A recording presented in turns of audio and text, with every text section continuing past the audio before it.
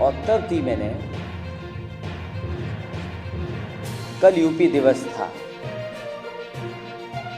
हालांकि नई परंपरा है यूपी दिवस मनाने की। हमें खुशी है इस बात की कि यूपी दिवस एक नया त्योहार के रूप में मनाने का काम सरकार ने किया। दिवस के दिन कुछ तो संकल्प सरकार ने लिया होगा, लेकिन जिस तरह की तस्वीर कल के दिन आई है, तब जब देश के उपराष्ट्रपति लखनऊ में थे, देश की राजनीति को संभालने वाले बड़ी संख्या में लोग यूपी में थे,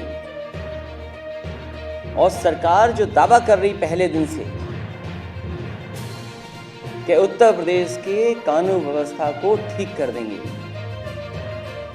शुरुआत में ये बात कहना बिगड़ी हुई व्यवस्था आई है या बिगड़ा हुआ व्यवस्था थी इसलिए हमें थोड़ा समय लग रहा, लेकिन लगभग 1 साल हो गया है सरकार को। और 1 साल की अगर घटनाएं देखें, ऐसी घटनाएं उत्तर प्रदेश में कभी नहीं हुई होंगी। इतनी दर्दनाक, इतनी भयावह घटनाएं हुई हैं, और वो तस्वीरें सब देख रहे हैं।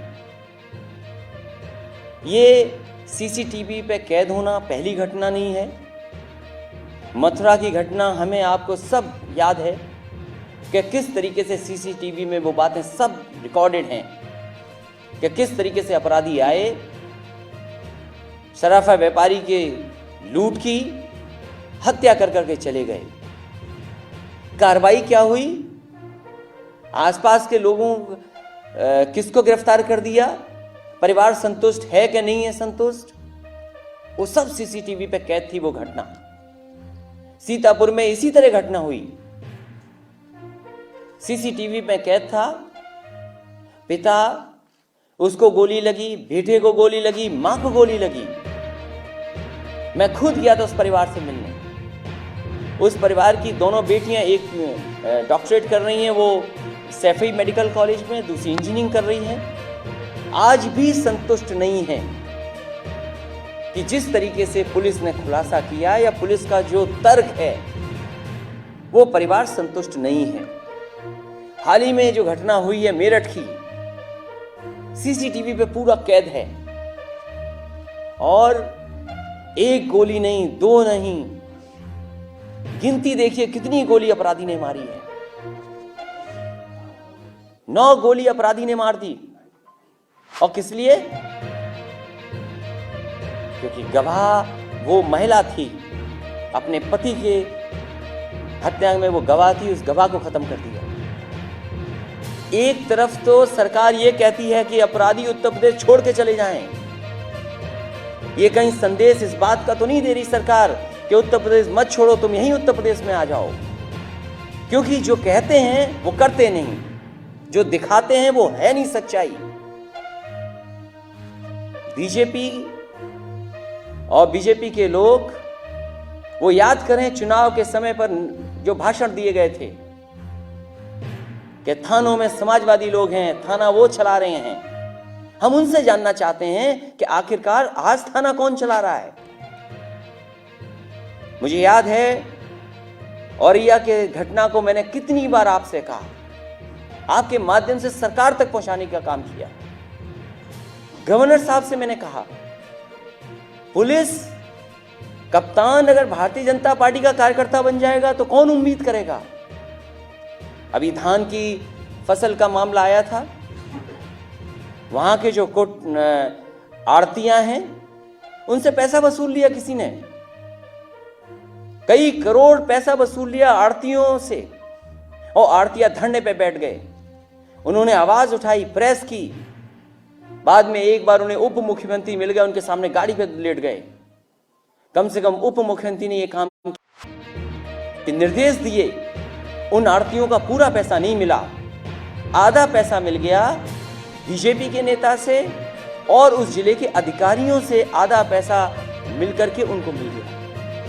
आजमगढ़ की जो घटना हुई, बताओ, सर अलग कर दिया। इतनी दर्दनाक घटना।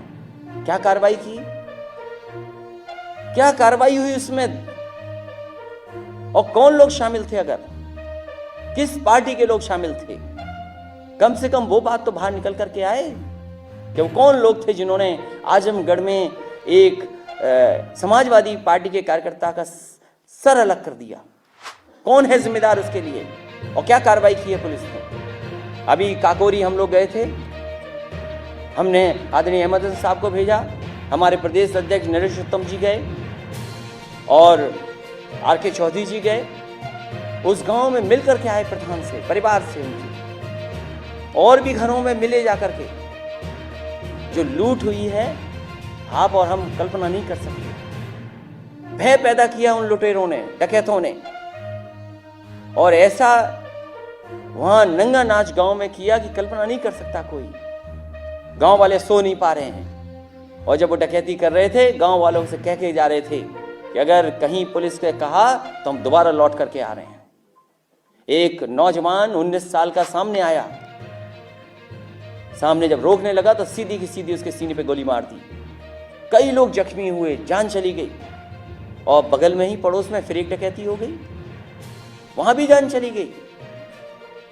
तो कितनी घटनाएं हम बताएं, आखिरकार इसके पीछे जिम्मेदार कौन है? क्यों सरकार यह दावा करती है कि इनकाउंटर से कानून व्यवस्था ठीक हो जाएगी? इनकाउंटर, उन पे भी सवाल लग खड़े हुए हैं। कोई राजनीतिक दल, कोई राजनीति करने वाला अपराधियों के खिलाफ कड़ी से कड़ी कार्रवाई हो उसके पक्ष में है, और हम भी पक्ष में हैं कि कोई भी अपराधी हो उसके खिलाफ कड़ी से कड़ी कार्रवाई हो, कानून व्यवस्था बेहतर हो। और लखनऊ में हो रही